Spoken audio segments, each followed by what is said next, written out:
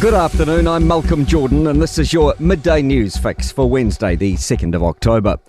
The US President has reaffirmed his support behind Israel in the wake of a major Iranian missile attack on the country.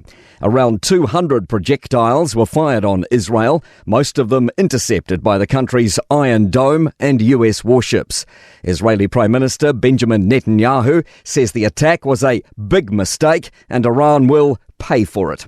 Joe Biden says there's active discussions on the response to the strikes. Make no mistake, the United States is fully supportive of Israel.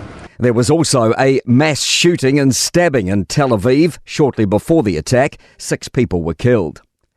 Police are looking into waiving diplomatic immunity for the partner of an Australian diplomat after an alleged physical altercation in Wellington over the weekend. Ethan Manera has more. Sky News reports the partner was involved in an incident involving 3 people at 3:30 a.m. on central Wellington's Dixon Street on Sunday. The man involved invoked diplomatic protections and was released from custody. Police say they're seeking a waiver of diplomatic immunity in order to lay charges.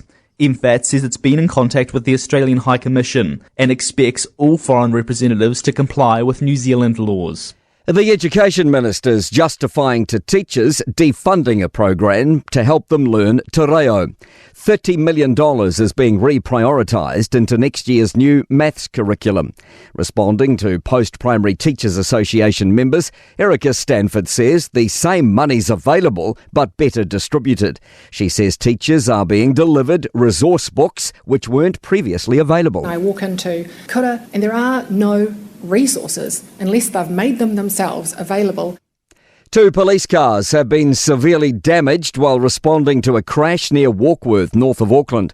The officers were dispatched to a crash involving a car and a person walking on State Highway 1 around 9:30 last night. One of the responding police cars attempted to do a U-turn to access the other side of the motorway, but ended up crashing into the other car. Police say neither officer suffered serious injuries. Dairy prices are continuing their upward rise, increasing 1.2% overall at the global trade auction overnight. Business reporter Michael Sergel has more. Whole milk powder is up 3%, skim milk powder down 0.6%. The GDT price index has reached its highest point since its record-breaking spike 2 years ago. Fonterra's already anticipated the rise, raising its forecast farmgate milk price midpoint last week from $8.50 to $9. A belief that US voters care more about records than personalities as vice presidential hopefuls J.D. Vance and Tim Walz hold their only campaign debate today. Key topics are expected to include the economy, cost of living and border security. To sport, Tim Southey insists it was his decision to stand down as New Zealand Test cricket captain. The 35-year-old is being replaced by Tom Latham with immediate effect in the wake of the Black Caps' 4th straight defeat. Wins for Arsenal, Manchester City, Barcelona, Dortmund, Inter Milan and Bayer Leverkusen on match day 2 in football's Champions League.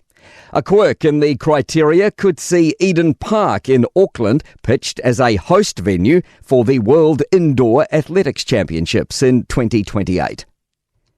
I'm Malcolm Jordan. That's your latest news fix. We'll be back with the next update at 5 p.m. from the Newstalk ZB newsroom.